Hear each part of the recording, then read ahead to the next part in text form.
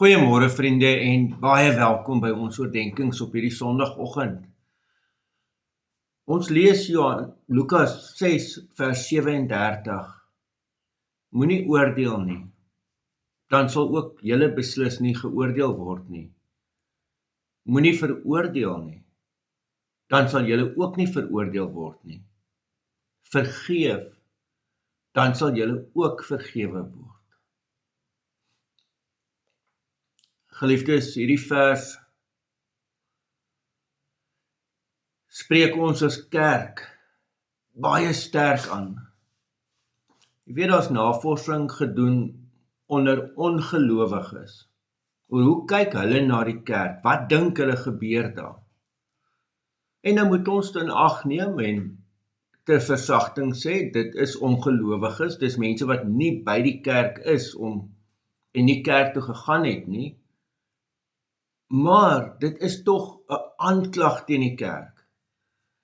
As die antwoord wat gekom het, is dat hulle gesê die kerk is waar mense geoordeel word. Dis die prentjie wat hulle van die kerk het. En hulle kry daai prentjie omdat ons dit doen.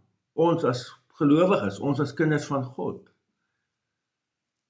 Ons gaan baie diep weer hier moet oordink. Wat beteken dit dat ons nie oordeel nie, dat ons nie veroordeel nie? En hierdie radikale oproep van Christus om te vergeef. Hier word dit baie sterk gestel. Vergeef, dan sal julle ook vergewe word. Geliefdes, vergifnis is in die hart van die Christendom.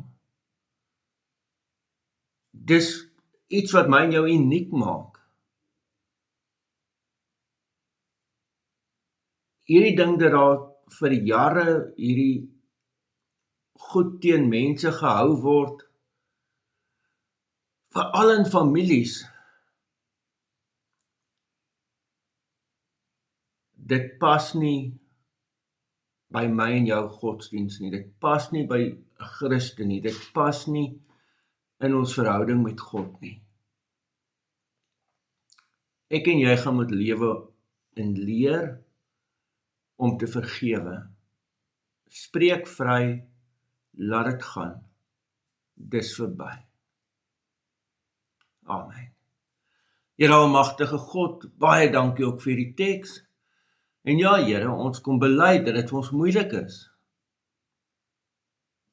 Maar leer ons om op grond van wat Jesus Christus gedoen het, dit te kan doen.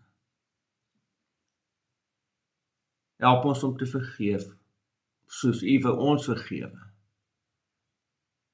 In die naam van ons Here Jesus Christus. Amen.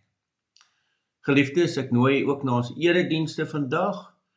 Ons is ook bevoorreg dat ons by elke gemeente die nagmaal vier, so by Eskort volgend 8:00, 10:00 by Mooirivier, en dan vanmiddag 4:00 hier so in Wenen. U is natuurlik baie welkom by enige van die dienste. Mag jy 'n mooi dag hê. Totsiens.